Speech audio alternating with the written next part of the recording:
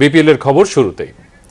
এই মৌসুমে তারকাবহুল দল গড়ছে চ্যাম্পিয়ন ঢাকা ডায়নামাইটস। ইতিমধ্যেই শহীদ আফ্রিদি, শেন ওয়াটসন, কুমার সাঙ্গাকারার মতো তারকাদের সার্ভিস নিশ্চিত করেছে ঢাকা ডায়নামাইটস।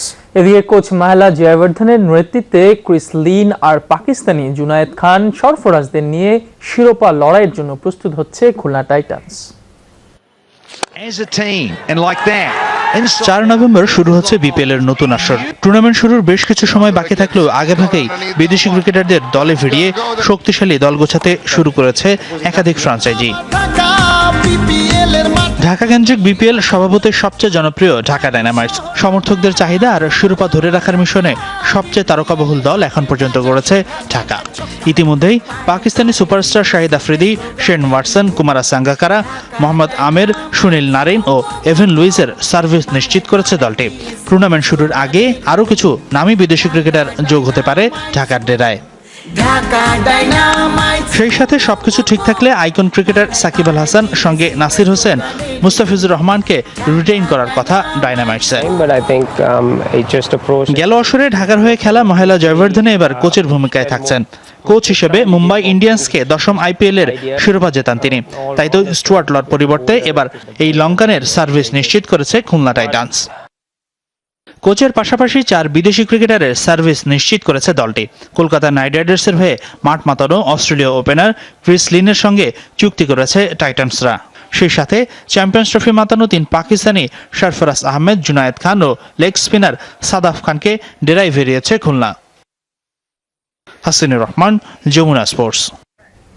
মানে টেস্টে নতুন দুটি দলের আগমন হয়েছে, ক্রিকেট বিশ্বায়নে নিশ্চয়ই অনেক বড় ভূমিকা রাখবে। এই ডেফিনেটলি অনেক বড় ভূমিকা রাখবে। 10টি দেশ খেলতো টেস্ট, এখন একসঙ্গে দুটির অভিষেক হচ্ছে টেস্ট পরিবারে। তার মানে 17 বছর পর সংখ্যাটা 12তে দাঁড়ালো। নিশ্চিতভাবে এই সংখ্যাটা যখন 15-16তে চলে যাবে তখন ক্রিকেট কিন্তু গ্লোবাল গেম হিসেবে আরো প্রতিষ্ঠা লাভ করবে অবশ্যই। এবং এই খুশিতে কিন্তু আফগানিস্তান এবং আয়ারল্যান্ডে কিন্তু খুশির বন্যা বয়ে যাচ্ছে মঞ্জুর, অবশ্যই জানেন। সেখানে আসলে আইসিসি সব মেম্বার কান্ট্রিকে ধন্যবাদ জানিয়েছে আফগানিস্তানের ক্রিকেট বোর্ডের চেয়ারম্যান আতিফ মাসহাল। আর ক্রিকেট আয়ারল্যান্ডের প্রধান নির্বাহী ওয়ারেন ডিট্রম বলছেন টেস্ট স্ট্যাটাস সাহায্য করবে আইরিশ ক্রিকেটকে এগিয়ে যেতে। টেস্ট স্ট্যাটাস পাওয়ার পর এমনই উৎসব চলছে এখন পুরো আফগানিস্তান জুড়ে, যেখানে এক কাতারে সামিল ক্রিকেটার, সমর্থক, বোর্ড কর্মকর্তা সবাই। দেশবাসীকে এমন আনন্দ উদযাপনের উপলক্ষ এনে দেয় আইসিসি ও তার সদস্য দেশগুলোকে ধন্যবাদ জানিয়েছেন আফগানিস্তান ক্রিকেট বোর্ডের কর্মকর্তারা। আফগানিস্তান ক্রিকেটের জন্য বড় সুসংবাদ এটি। আইসিসির সকল সদস্যকে ধন্যবাদ আমাদের উপর আস্থা রাখার জন্য। আমরা চেষ্টা করব ক্রিকেটকে আফগানিস্তানের 1 নম্বর খেলা করার জন্য। আপনারা আমাদের ঈদের আনন্দ দ্বিগুণ করেছেন।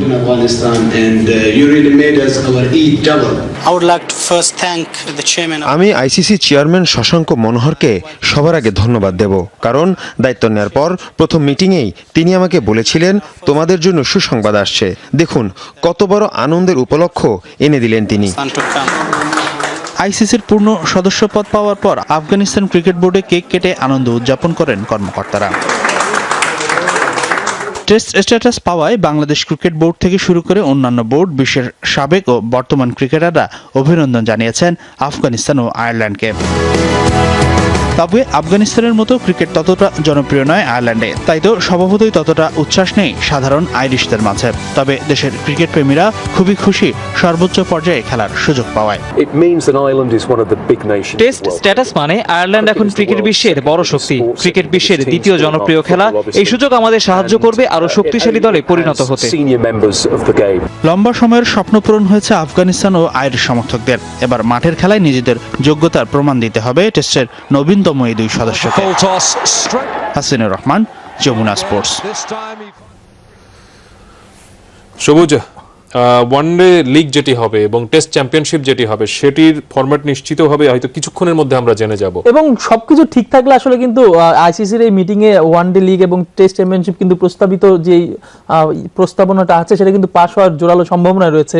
এবং এটা হলে কিন্তু নিশ্চয়ই মানে বাংলাদেশের মতো যারা একটু নিচের সারিতে রয়েছে তাদের নিশ্চয়ই অনেক সুবিধা হবে, কারণ সব দেশের সঙ্গে খেলার একটা হোম এন্ড অ্যাওয়ে অ্যাডভান্টেজ পাবে। আগামী 4 বছর বাংলাদেশ বাকি যে 8টি দেশ তাদের সঙ্গে কিন্তু 2টি সিরিজ কমপ্লিট করতে হবে। হ্যাঁ, তার মানে মানে 4 বছরে 4 বাংলাদেশে বছরে 8 দুনো 16টি 12টি সিরিজ হবে 4 বছর। অ্যাকচুয়ালি 12টা হয়তো কনফার্ম হয়েছে, আরো 4টি কিন্তু অ্যাড করতে হবে, কারণ করতে হবে। হোম এন্ড অ্যাওয়ে ভিত্তিতে আপনাকে দুটি করে সিরিজ খেলতে হবে। Definitely. সেক্ষেত্রে হয়তো বাংলাদেশ 16টি সিরিজ খেলবে। তা যদি আপনি দুটি করে টেস্টও ধরেন বা 3টি করে টেস্টও ধরেন, সেটা কিন্তু নাম্বার অফ টেস্টেস কিন্তু অনেক বেড়ে যাবে। এবং এতে করে নিশ্চয়ই ক্রিকেটের প্রতিযোগিতাটা অনেক বাড়বে, কারণ এতদিন বাইলেটারাল সিরিজগুলো হতো আপনি জানেন, এখন কিন্তু সিরিজের কারণে একটা লক্ষ্য থাকবে যে আমার বছর শেষে আমার পয়েন্ট কাউন্ট হচ্ছে, আমার র্যাঙ্কিং এ ইফেক্ট পড়ছে, এই জিনিসগুলো নিশ্চয়ই অনেক বেশি কম্পিটিটিভ। সবচেয়ে বড় যেটি হবে, বাংলাদেশ কিন্তু হোমে বেশি টেস্ট খেলতো, অ্যাওয়েতে বেশি খেলতো না।